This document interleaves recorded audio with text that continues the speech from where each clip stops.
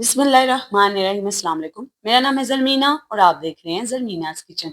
तो जी आज आप सभी के लिए बड़ी ही ज़बरदस्त किस्म की हलीम बनाने की रेसिपी लेकर आई हूँ। और आज तक आपने जितने भी हलीम बनाने की रेसिपीज़ देखी होंगी, तो आपने देखा होगा बीफ का कोरमा अलहदा से बनाया जाता है, दालों को अलहदा से बॉयल किया जाता है, जो एक लंबा प्रोसीजर है। लेकिन मैं आज आपको इतनी आसानी के साथ हलीम बनाने का तरीका बता दूँगी कि आप इसे झटपट बना लेंगे और मज़े से खा लेंगे। और टेस्ट की गारंटी मेरी। तो चले जी टाइम ज़ाया किए हम ये मज़ेदार सी हलीम की रेसिपी बनाना शुरू करते हैं। सबसे पहले हमें चाहिए होंगी यहाँ पे कुछ दालें और दूसरी चीज़ें जो कि मैं आपको दिखा देती हूँ। यहाँ पर मेरे पास है जी ये चने की दाल जिसे मैंने रात भर भिगो कर रख दिया था, ये है 2 टेबल स्पून। साथ ही हमारे पास है ये मसूर की दाल, ये भी 2 टेबल स्पून है। और जी ये हैं जी हमारे पास चावल, ठीक है, आप टोटा या साबुत दोनों चावल ले सकते हैं। और ये है माश की दाल बगैर छिलके वाली, ठीक है। और ये है जी हमारे पास मूंग की दाल, ठीक है। और ये रहा जी हमारे पास दलिया, ये है जी गंदुम का दलिया, ठीक है। इसे भी मैंने रात भर भिगोकर रख दिया था। जी जो ऑथेंटिक रेसिपी हो उसमें इस्तेमाल किया जाता है गंदुम, लेकिन मैं यहाँ पे गंदुम का दलिया इस्तेमाल कर रही हूँ ताकि जल्दी से बन जाए। अब जी यहाँ पर आ जाते हैं हम अगले स्टेप की तरफ। तो मैंने यहाँ पे प्रेशर में ऐड कर दिया 1 कप घी। आप ऑयल भी ले सकते हैं। फिर घी जैसे ही गर्म हो, एक बड़े साइज का प्याज काट कर आपने इसमें ऐड कर देना है। अब आपने यहाँ पे प्याज को अच्छे से फ्राई करना है ताकि इसका कलर थोड़ा सा डार्क हो जाए, ठीक है। अगर आप हलीम का कलर थोड़ा सा लाइट पसंद करते हैं तो आपने प्याज को इतना फ्राई नहीं करना। तो जी यहाँ पर देखिए प्याज का कलर चेंज हो चुका है, काफी अच्छा सा आ चुका है। तो यहाँ पर अब हम बीफ ऐड कर देंगे। यहाँ पर मेरे पास आधा किलो बीफ है, बोनलेस, ठीक है, हड्डी के बगैर मैंने गोश्त लिया है। आप सेम ऐसे ही मटन में भी बना सकते हैं। तो यहाँ पर हम अच्छे से फ्राई कर लेंगे। और साथ ही अब हम इसमें 2 टेबल स्पून के करीब ऐड कर देंगे अदरक लहसुन का पेस्ट। अब जी अब हम अदरक लहसुन का पेस्ट डालने के बाद भी इसे अच्छे से फ्राई करेंगे कि जी जो गोश्त की कच्चेपन की स्मेल होती है ना वो खत्म हो जाए। फिर जी अब हम इसमें ऐड कर देंगे ये सब्जी मिर्चें। इन्हें मैंने कूट कर ऐड किया है, ठीक है। ये तकरीबन 6 से 8 सब्जी मिर्चें थी। और थोड़ी सी स्पाइसी बनाएंगे, हलीम थोड़ी स्पाइसी ही अच्छी लगती है। तो साथ ही मैंने 2 बादियान के फूल ऐड किए हैं, 2 छोटी दालचीनी के टुकड़े ऐड किए हैं।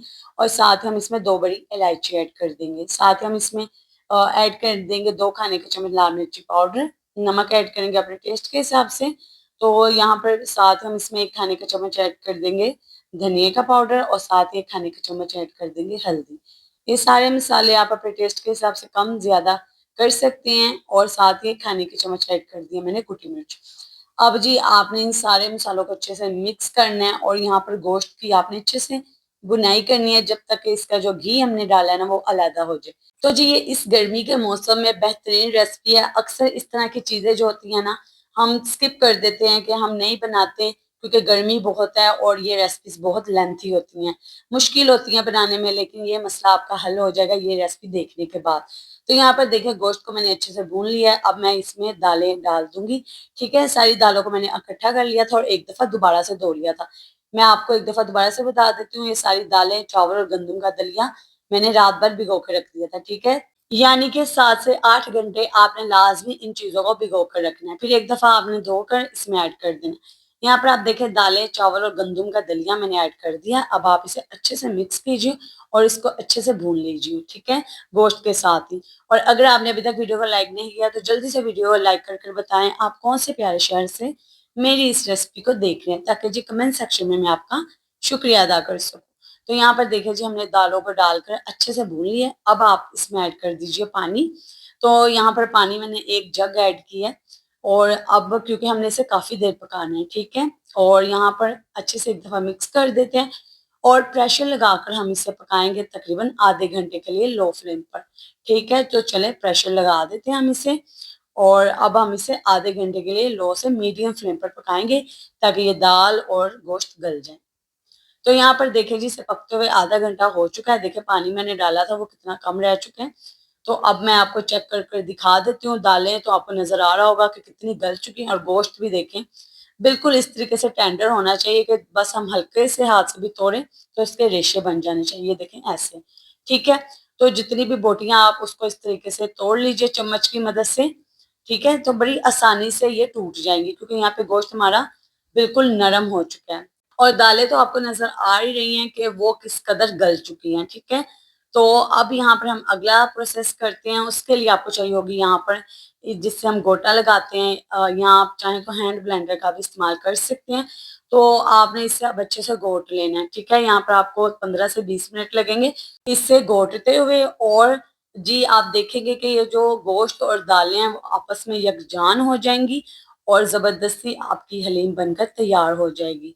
तो चलिए हम इसको अच्छे से घोट लेते हैं। और अगर आपने अभी तक चैनल को सब्सक्राइब नहीं किया तो जल्दी से चैनल को सब्सक्राइब करके बेल आइकन को प्रेस कर दीजिए, ताकि आप मेरी आने वाली कोई भी रेसिपी मिस ना कर सकें। तो यहाँ पर देखें जी, ये थिक होना शुरू हो चुकी है। अगर आपको इतनी ही कंसिस्टेंसी पसंद है, यानी कि आपको इतनी ही गाढ़ी चाहिए हलीम, तो आप अभी फ्लेम ऑफ कर दीजिए, आपकी हलीम बनकर तैयार हो चुकी है।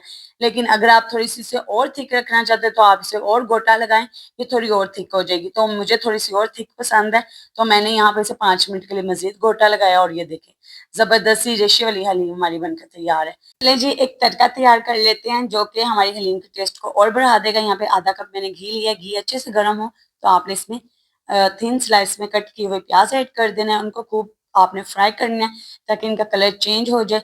अच्छा जी, इतनी आसान और मज़ेदार हलीम की रेसिपी आपको कहीं नहीं मिलेगी।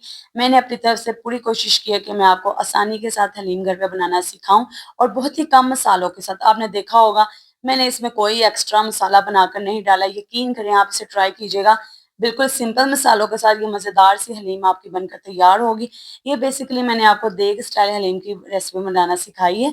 और यहाँ पर लास्ट में हम इसमें चाट मसाला ऐड कर देंगे। आप चाहें तो इसमें गरम मसाला भी ऐड कर सकते हैं, ठीक है? और आप इस हलीम के रेशे चेक कीजिए, अभी हमने इतनी मेहनत नहीं भी की तो इसके रेशे कैसे बन रहे हैं। लेमन के साथ आप इसे सर्व कीजिए और ये रेसिपी इतनी मज़े की है कि आप बनाएँगे तो इंशाल्लाह आपको पसंद आएगी। तो आपने मेरे चैनल को सब्सक्राइब करके बेल आइकन को प्रेस कर लेना है मज़ीद रेसिपीज़ के लिए, और इस वीडियो को लाइक कर आपने अपने फ्रेंड्स एंड फैमिली मेंबर्स के साथ शेयर करना है और मुझे कमेंट करके बताना है आपको मेरी आज ये हलीम की रेसिपी कैसी लगी। दुआ में याद रखिएगा। अल्लाह हाफ़िज़।